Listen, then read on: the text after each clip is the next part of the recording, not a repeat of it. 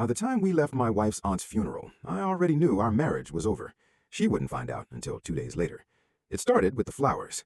The arrangement in the front row was taller than I was, 6 feet of white lilies, the kind of display that cost more than our last anniversary trip. Signed with one name, Daniel.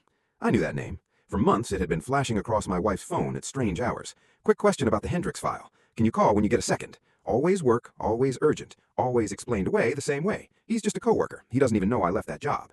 A coworker who sends 6-foot funeral arrangements to a family he's never met isn't a coworker.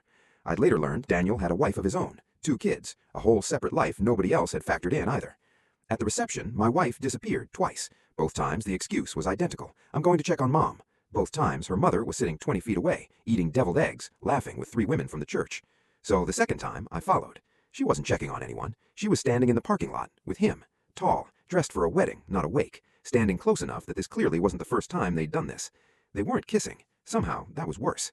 Instead, they were arguing, low, practiced, like a fight they'd had before. Not here, she said, not with everyone around.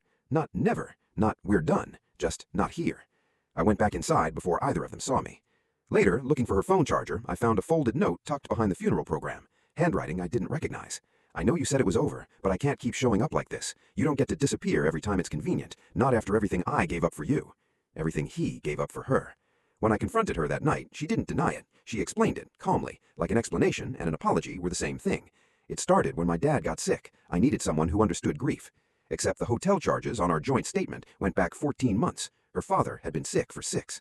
I told her grief wasn't a loophole. It wasn't a clause that paused the rest of our vows.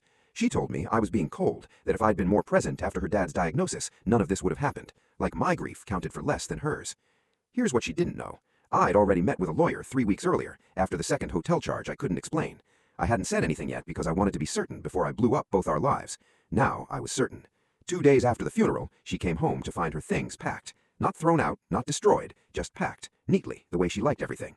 On top of the boxes were 2 things, the divorce papers and the funeral card, Daniel's name still on it, with a note of my own clipped to the front. I know you said it was over. Turns out he wasn't the only one who got tired of waiting.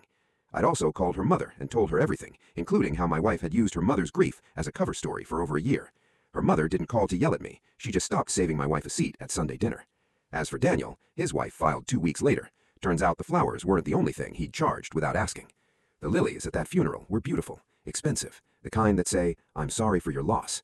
This time, I made sure the loss was actually hers.